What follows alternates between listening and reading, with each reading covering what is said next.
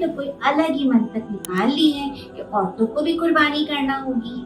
ये वो सब बातें हैं जो आम तौर पे हमारे माशरे में सुनाई देती हैं। अगर मेरे पास 1,80,000 से ज्यादा मालियत का सामान मौजूद है और मुझ पर कुर्बानी फर्ज है, या ज्यादा से ज्यादा दादा जान और दादी जान की तरफ से कुर्बानी हो जाती है। और दीन के अहकामात को समझने के लिए वक्त निकालिए। अगर आप इस चैनल पर न्यू हैं तो चैनल को सब्सक्राइब कर दीजिए और मेरी वीडियो को लाइक और शेयर कर दीजिए और बेल आइकन को प्रेस करना मत भूलिएगा ताकि मेरी हर आने वाली वीडियो आपको मिल सके। बिस्मिल्लाहिर्रहमानिर्रहीम।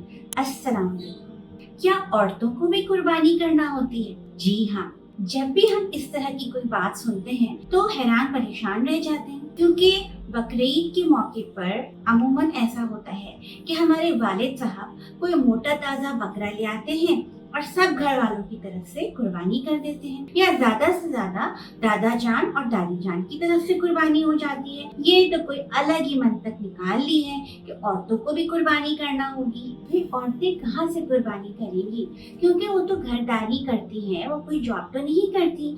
और अगर कोई छोटी मोटी टीचिंग वगैरह की जॉब करती भी हैं तो उसमें इतनी सेविंग कहाँ होती है कि कुर्बानी वगैरह की जाए। ये वो सब बातें हैं जो आम तौर पे हमारे माशरे में सुनाई देती हैं। इसकी वजह दीन के अहकामात से लाइल्मी होती है। आज से 20-25 साल पहले दीन के अहकामात से लाइल्मी समझ में आती थी, क्योंकि खवातीन के लिए बाहर निकलकर दीन के इल्म को वसूल करना मुश्किल था। लेकिन पिछले 18 से 20 सालों के दरमियान ये मुश्किल काफी हद तक हल हो चुकी है, क्योंकि बहुत से इस्लामी चैनल्स मौजूद हैं और अब तो यूट्यूब पर ऐसी सहूलत मौजूद है कि आप बहुत सी वीडियोस वगैरह देखकर दीन के अहकामात से बखूबी मुस्तफीद हो सकती हैं। जैसा कि हम सब जानते हैं कि कुर्बानी के 3 दिन होते हैं, यानी कि 10, 11 और 12 ज़ुल्हिज्जा। अब हमें ये देखना होता है कि इन 3 दिनों के दौरान वो कौन से लोग हैं जो कुर्बानी के वजूद की शराइत को पूरा करते हैं।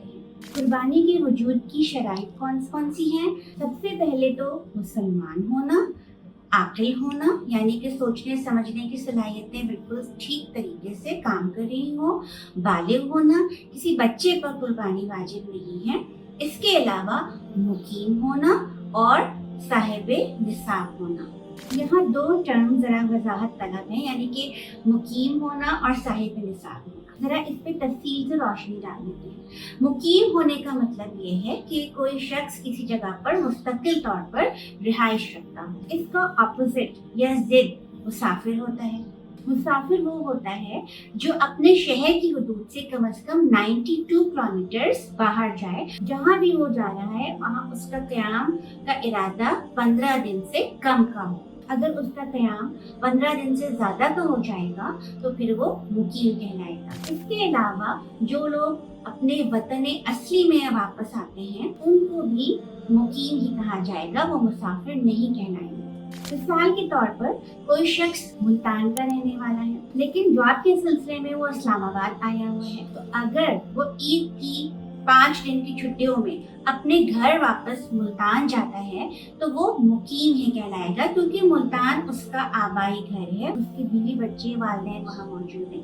तो 15 दिन से कम क़याम की सूरत में भी वो मुकीम ही कहलाएगा, मुसाफिर नहीं कहलाएगा। अब हम देख लेते हैं कि साहिबे निसाब होने का क्या मतलब है। इसका मतलब ये है कि अगर आपके पास कुर्बानी के दिनों के दौरान या उससे कुछ पहले, जैसे आप ये सोचें कि अगर मैं कुर्बानी करूं तो मैं कितने दिन पहले कुर्बानी का जानवर लाऊंगा, फॉर एग्जांपल हफ्ता पहले या 3 दिन पहले, तो उस वक्त आपके पास अगर इतना सोना, चांदी, कैश या इसके नौयत की चीज़ें, for example price bonds, saving certificates, shares, या फिर घर का इजाफी सामान जैसे कि डेकोरेशन का सामान, जैसे कि कोई इजाफी घर वगैरह जो आपने किराए पर दिया हुआ है, आपकी कोई इजाफी गाड़ी है, या आपके ये फैंसी कपड़े वगैरह, जूते वगैरह, किताबें जो आपके इस वक्त इमीडिएट नीड नहीं है। ज़रूरी है कि घर का हर शख्स, बल्कि हर मुसलमान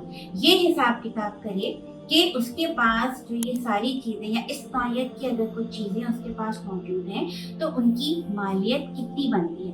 क्या उनकी मालियत इतनी बनती है कि वो उससे 52.5 तोला चांदी खरीद सके। 52.5 तोला चांदी एज ऑफ टुडे 21 मई 2025 तकरीबन 1,80,000 रुपए की बनती है। तो अगर आपके पास इन तमाम चीज़ों की मालियत, आप पहले इन तमाम चीज़ों की मालियत निकालिए, उसके बाद एक और बहुत अहम काम जो आप करेंगे वो ये कि आपकी अगर कोई ज़रूरियातें असलियाँ हों, जैसे कि घर का किराया, राशन, बच्चों की फीस या और कोई डिपॉजिट वगैरह आपको सबमिट कराना है, या आपने अगर कोई कर्ज दिया हुआ है तो वो कर्ज आपको इमीडिएटली अदायगी करनी है उस कर्ज की। इन तमाम एक्सपेंसेस को आप अपनी जो मालियत बन रही थी उसमें से माइनस कर दीजिए। उसके बाद भी अगर आपके पास 1,80,000 से ज्यादा का अमाउंट आता है तो अब आप साहिबे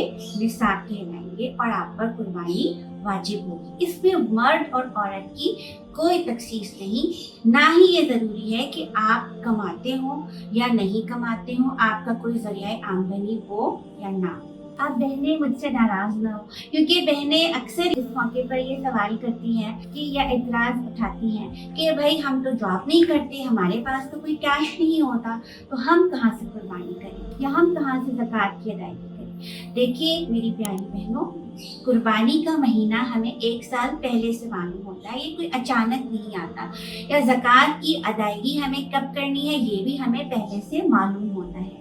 तो ज़रूरत इस बात की है कि हम अपने दीनी अहकामात को अपनी प्रायोरिटी बनाएं। ये समझें कि अगर कुर्बानी मेरे ऊपर वाजिब है, अगर मेरे पास सोने के जेवरात मौजूद हैं, अगर मेरे पास 1,80,000 से ज़्यादा मालियत का सामान मौजूद है और मुझ पर कुर्बानी फ़र्ज़ है, तो ये बात मुझे पहले से मालूम होनी चाहिए थी 1 साल पहले से। अब इसका तरीक़ाकार क्या होगा कि आप पहले से प्लानिंग करें, इसके लिए साल भर आप सेविंग्स करें, बीसी वगैरह भी डाल सकती हैं, या अगर आपके पास कुर्बानी के मौके पर लेकिन अगर कोई भी बंदोबस्त ना हो सके, यानी आपके पास इतनी सेविंग्स भी ना हो सके और आपको कहीं से कर्ज भी ना मिल सके, तो याद रखिए कि आपको कोई अपना इजाफी सामान, मैं किसी अशद ज़रूरत के सामान की बात नहीं कर रही, लेकिन आपका कोई अगर इजाफी सामान है तो उसको बेचकर या आपको अपने सोने के कोई जेवरात वगैरह बेचकर भी कुर्बानी या ज़कात की अदायगी करना ज़रूरी है। प्लीज़ इस बात को अच्छी तरीके से समझ लीजिए। मैंने आपसे ये कहा है कि इजाफी सामान यानी कि जिसके बगैर हम सरवाइव कर सकते हैं। अब आप प्लीज़ ये मत कीजिएगा कि अपनी वॉशिंग मशीन या फ्रिज बेच दें, क्योंकि ये चीज़ें जो है ये हमारे ज़रूरियात असलिया में शामिल। तो जैसे कि मैंने बारहा अर्ज़ किया कि जो चीज़ें इजाफी हैं या इमीडिएट नीड की नहीं है या लग्जरी आइटम्स कहलाते हैं, उनको बेचकर फिर आप अपनी कुर्बानी के वजूब को अदा करें। अच्छा, अब आपने ये तो हिसाब किताब कर लिया कि कुर्बानी आप पर इस साल वाजिब है, लेकिन अब आप पर ये इंकिशाफ भी हुआ है कि ये तो इस साल ही नहीं, आप पर पिछले 6 सालों से मिसाल के तौर पर वाजिब थी। अब क्या किया जाए? याद रखिए कि कुर्बानी की कोई कज़ा नहीं होती। तो अब हम इसका इजाला कैसे करेंगे कि हम फॉर एग्जाम्पल, मैं आपको सिर्फ मिसाल के तौर पर बता रही हूँ कि आप पर 6 साल की कुर्बानी ड्यू है। तो आप क्या करेंगी कि ज़रूरी नहीं कि आपकी कोई बकरे की कीमत के मुताबिक अदायगी करनी होगी, आप औसत दर्जे के गाय का हिस्सा भी ले सकती हैं। फॉर एग्जाम्पल, गाय का हिस्सा 20,000 का मिल रहा है और आप पर 6 साल की कुर्बानी ड्यू है, तो इसका मतलब है कि आप पर 1,20,000 रुपए की अदायगी ड्यू हो गई। तो ये अदायगी आप जरूरी नहीं कि एक साथ ही करें, आप पूरे साल के दौरान थोड़ा थोड़ा करके कर सकती हैं। इस सदके की या माल की अदायगी आप किसी शरीफ फकीर को करेंगे, और शरीफ फकीर वो होता है जो साहिबे निसाब ना हो। आप एक को भी कर सकते हैं और बहुत ज़्यादा लोगों को भी कर सकते हैं।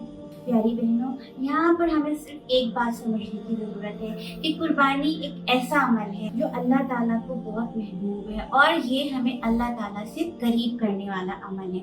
लिहाजा इसको खुशदिली और ज़ौक़ शौक़ से कीजिए और दीन के अहकामात को समझने के लिए वक्त निकालिए, ताकि हम अपनी लाइल्मी की वजह से किसी कोताही और गुनाह में मुब्तला ना हो सके और बरोज़े क़यामत अल्लाह ताला के सामने शर्मिंदा होने की बजाय या किसी पछतावे में पड़ने की बजाय सुरखरू हो सके। शुक्रिया। मज़ीद क्लैरिटी के लिए डिस्क्रिप्शन बॉक्स चेक कीजिए।